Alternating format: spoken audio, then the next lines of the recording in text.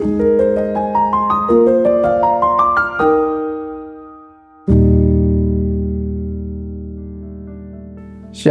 Bapak, Ibu, dan Saudara sekalian.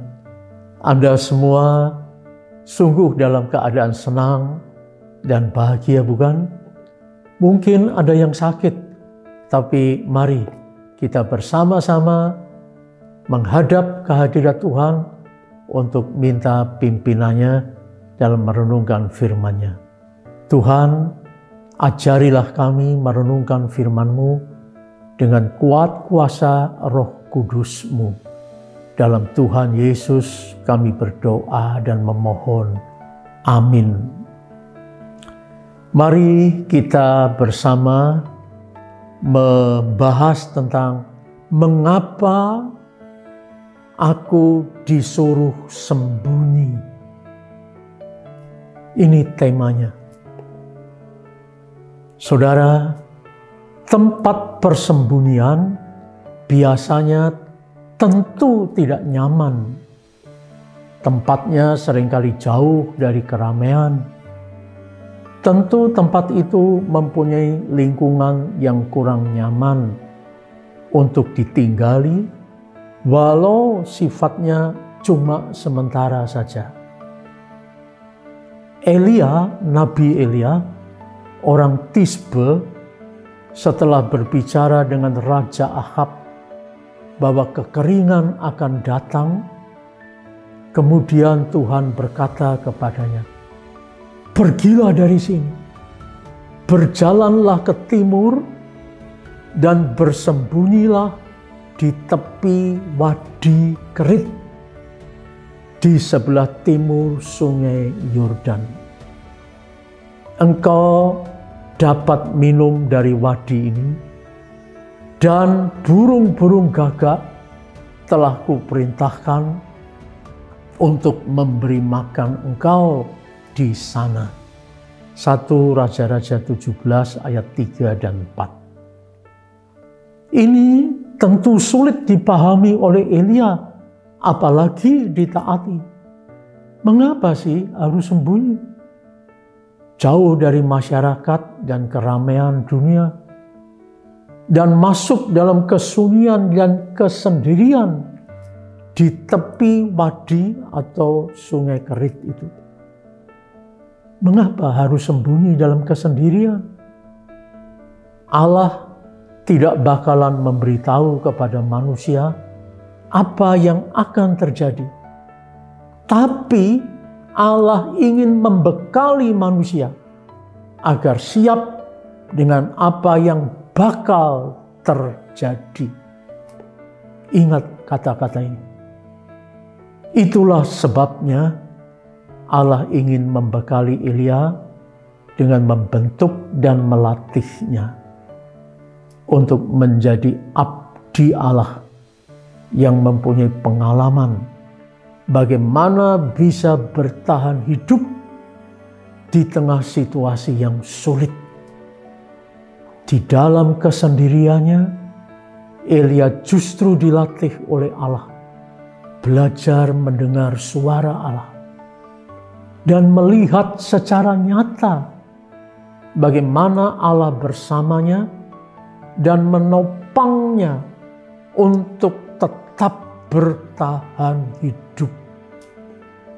Supaya kelak Elia tidak gampang menyerah, karena ia harus mengendalikan Ahab dan Isabel, pasangan yang lalim dan keji ini. Maukah Elia menaati Allah? Ternyata 1 Raja-Raja 17 ayat 6 mengatakan, lalu ia pergi dan diam di tepi wadi atau sungai Kerit, di sebelah timur sungai Yordan.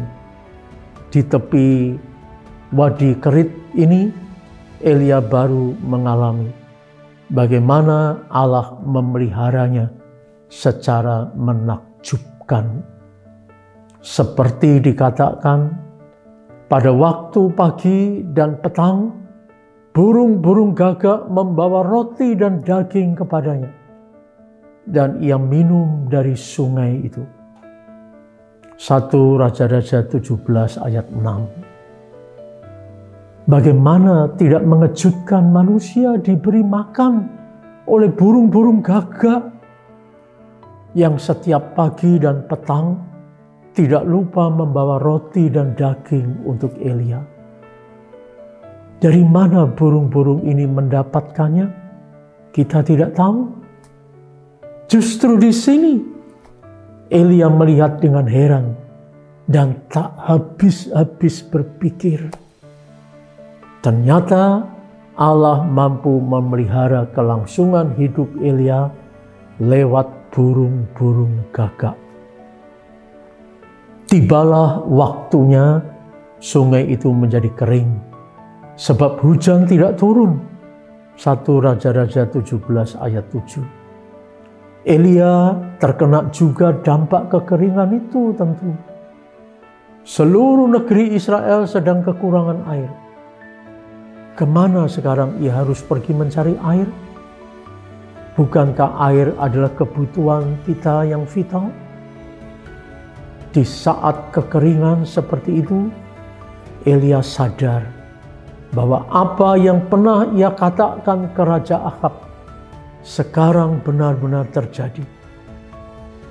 Dia bisa menjadi korban kekeringan juga. Mengapa Allah menyuruh dia ke tepi wadi atau sungai Kerit itu? Kalau ternyata di sana Elia juga harus mengalami kekeringan dan nyawanya terancam. Untuk menjawab hal ini, kita harus melihat apa arti kata kerit itu.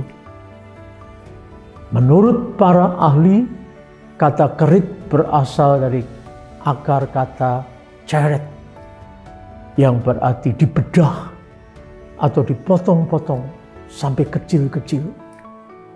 Rupanya Allah berniat mendidik Elia dengan membedah atau memotongnya sampai sekecil-kecilnya, sampai Elia tak mampu lagi berbuat apapun menurut kehendaknya sendiri. Tentu hal ini menyakitkan dan tidak menyenangkan bagi Elia. Tapi justru disitulah Allah membentuk karakter Elia agar teguh dan pantang menyerah. Air dan makanan memang diperlukan untuk kehidupan. Tapi Allah lah yang menyediakan air dan makanan untuk menopang kehidupan.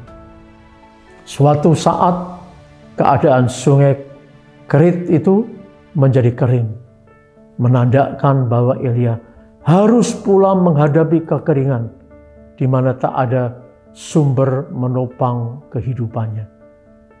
Ia harus melihat bahwa Allah sanggup memberikan makan lewat burung-burung gagak, dan sekarang Allah juga bisa memakai selain burung-burung gagak untuk menopang kehidupan Elia. Dalam hal ini, Elia memasuki ujian yang paling berat, dan disitulah ia belajar bagaimana harus bertahan tetap hidup dengan mempercayakan dirinya kepada Allah. Ini modal untuk menghadapi Ahab dan Isabel nantinya. Hidup kita juga bisa mengalami kekeringan. Bisnis kita hancur, pekerjaan kita tak menentu, rumah tangga kita kacau balau, sahabat kita meninggalkan kita, dan masa depan kita suram. Terasa hidup tanpa harapan lagi. Sering kita putus asa dan mencari segala upaya yang penting asal bisa hidup. Tapi saat seperti ini kita diajar supaya kita berani seperti Elia yang sedang dibedah sampai menjadi sekecil-kecilnya untuk mengenal dan merasakan bahwa Allah yang hidup tak pernah meninggalkan kita dalam keputusasaan. Ingatlah ini. Amin.